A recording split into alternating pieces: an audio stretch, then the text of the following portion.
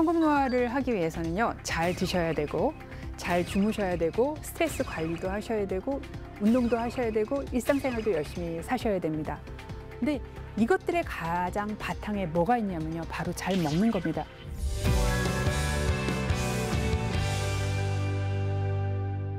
저는 31년 차 가정학과 전문의 박현아입니다.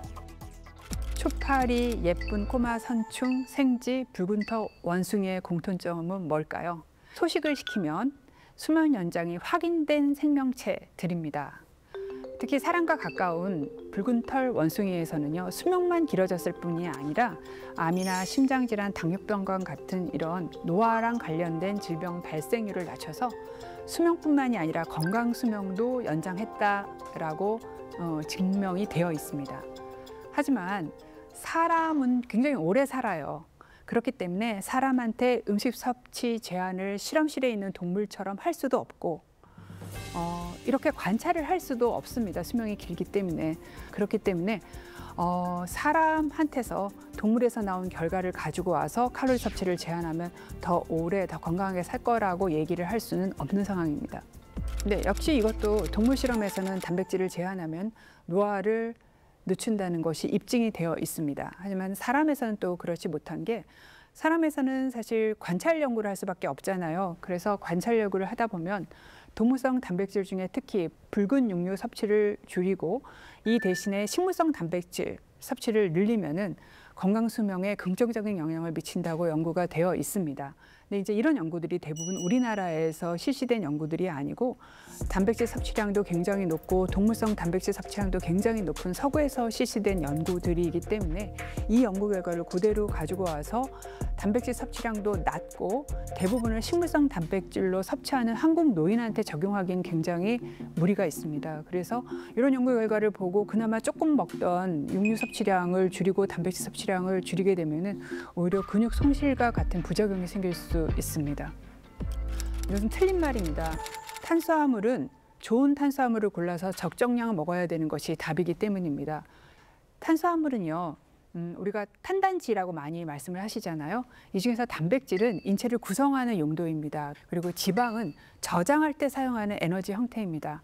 탄수화물이 바로 인체가 당장 사용하는 연료입니다. 그렇기 때문에 탄수화물이 문제가 아니라 너무 많은 탄수화물과 또 탄수화물 중에서도 불량 탄수화물이 있거든요. 이 바로 불량 탄수화물이 문제입니다. 대표적인 게 도정을 해서 가루로 만들어서 다시 당분을 넣어서 뭉친 빵, 떡, 국수, 라면, 과자들이 대표적인 불량 탄수화물 식품이고요. 인체에서 산화와 염증을 증가시키기 때문에 급속한 노화를 유발합니다. 그렇기 때문에 탄수화물도 등급이 있습니다. 도정한 쌀가루 음식, 쌀국수나 떡 같은 것보다는 흰쌀밥이 더 좋은 탄수화물이고요. 흰쌀밥보다는 현미와 잡곡이 더 좋은 탄수화물입니다. 도정한 밀가루 음식, 국수나 흰빵보다는 통밀밥이 훨씬 더 좋은 음식이고요. 과일은 적정 양이 있습니다. 그게 기준으로 사과 반 개 정도입니다. 사과 반 개 정도를 하루에 한 번 내지 두 번 먹는 것이 적절한 양입니다. 그런데 과일을 제외한 단맛들은 다 당분이 첨가된 가공식품입니다. 그래서 가능한 한 안 드시거나 적게 드시는 것이 답입니다. 우리가 좋은 음식을 방송이나 언론에서 보시고 열심히 찾아 드시잖아요. 그러면 좋은 음식을 열심히 찾아 먹는 것과 나쁜 음식을 안 먹는 것 중에서 뭐가 더 건강에 좋을까요? 2017년에 지금까지 나온 음식들을 다 합쳐서 메타 분석을 실시를 했습니다. 그랬더니 내가 좋다고 얘기하는 음식을 잘 골라 먹었을 때 내가 낮출 수 있는 사망률은 겨우 56%인 반면, 내가 나쁜 음식을 많이 먹었을 때 발생하는 사망률 증가는 200%였습니다. 그러니까 나쁜 음식이 주는 효과가 좋은 음식이 주는 효과보다 거의 4배라고 할 수 있습니다. 과다하게 붉은 육류 먹는 거, 가공육 먹는 거, 정제곡물 먹는 거, 초가공식품 먹는 거, 특히 가당음료가 굉장히 나쁩니다. 좋은 음식도 굉장히 공통적입니다. 채소와 과일 많이 먹으라고 항상 얘기 들으실 거고, 통곡물 많이 먹으라고 얘기 들으실 거고, 단백질은 살코기 위주로 먹고, 생선, 해산물, 콩, 견과류 제품은 항상 좋은 음식으로 나오는 식품들입니다. 그리고 좋은 기름도 항상 똑같은 게 나오죠. 올리브유 많이 드시라고 얘기 들으실 거고, 견과류나 등푸른 생선에도 좋은 불포화 지방산이 많다고 얘기 많이 들으셨을 겁니다. 우리가 먹는 음식을 한 접시에 담았다고 친다면 그 접시의 반은 채소와 과일을 담습니다. 이 채소와 과일 중에서 과일은 한 5분의 1 정도 담게 되는 거고요. 그러니까 비율로는 한 10% 정도, 나머지 40%가 채소입니다. 그리고 나머지 반, 50%의 반인 25%는 도정을 안 하거나 덜한 전공류와 작공류를 담으시고요. 나머지 반, 25%는 단백질 식품을 담게 되면은 우리가 필요한 영양소를 다 드실 수 있게 됩니다. 이걸 한국인 밥상으로 옮기게 되면은 현미나 잡밥을 3분의 2공기나 1공기 정도 드시고요. 김치 드시고 김치를 제외한 채소 반찬 2가지를 매 끼니 드시는 겁니다. 그리고 단백질 반찬을 계란 크기로 1가지 골라서 드시는 거고요. 그리고 여기에다가 간식을 하루에 1번, 많으면 2번 정도 드시는데 간식으로는 과일, 유제품, 견과류가 좋습니다. 나이가 들면은요, 근육량이 줄어듭니다. 그래서 근육량이 줄어들고 이것 때문에 근력도 떨어지고 신체 기능이 떨어진 상태를 근감소증이라고 합니다. 근감소증이 되면은요, 일단 낙상과 골절 위험이 굉장히 증가하게 됩니다. 이제 골절이 되면 사망률 증가로 연결이 되고요. 그다음에 내가 가지고 있는 만성 질환이 악화됩니다. 포도당의 반 정도는 근육이 소모를 하게 되는데 근육량이 줄어들게 되면 혈당 조절이 어려워서 당뇨병이 악화가 되고요. 다리 근육이 펌프를 해줘야지 혈액 조절, 혈액 순환이 잘 되게 되는데 다리 근육이 줄어들게 되면 혈압 조절도 잘 되지 않게 됩니다. 그리고 기초대사율이 떨어지기 때문에 체지방이 자꾸 쌓이게 되고요.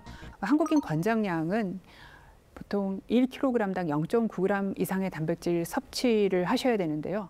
한국인의 청년, 한국인의 중년에서는 이 권장량을 제대로 채우시는 분들이 전체 인구의 3분의 2입니다. 그러니까 3분의 1 정도가 권장량 이하로 섭취를 하고 있었는데 노인 남성에서는 2명에 1명 정도만 권장량 이상을 먹고 있었고요.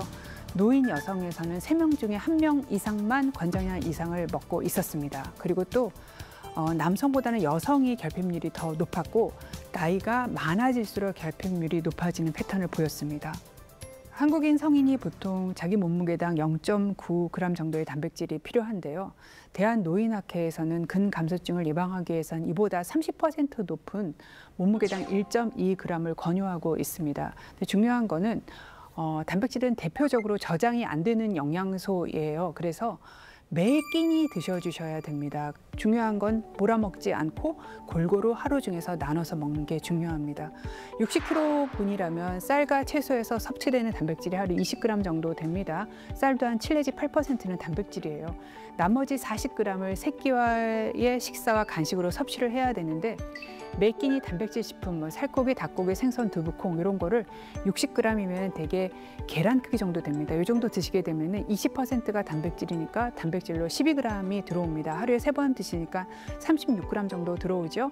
그리고 나머지 부족한 부분은 견과류나 유제품 같은 단백질 간식으로 채워주시면 하루 60g을 채울 수가 있습니다. 성공 노화를 하기 위해서는요, 잘 드셔야 되고 잘 주무셔야 되고 스트레스 관리도 하셔야 되고 운동도 하셔야 되고 일상생활도 열심히 사셔야 됩니다. 근데 이것들의 가장 바탕에 뭐가 있냐면요, 바로 잘 먹는 겁니다. 내가 잘 먹지 못하고 스트레스 안 쌓일까요? 쌓이죠. 내가 잘 먹지 못하고 운동할 수 있을까요? 못하죠. 내가 성공 노화를 할 수 있는 가장 밑에 쌓인 줏돌 같은 역할을 하는 것이 바로 삼시세끼 잘 챙겨 먹는 것이라고 생각합니다.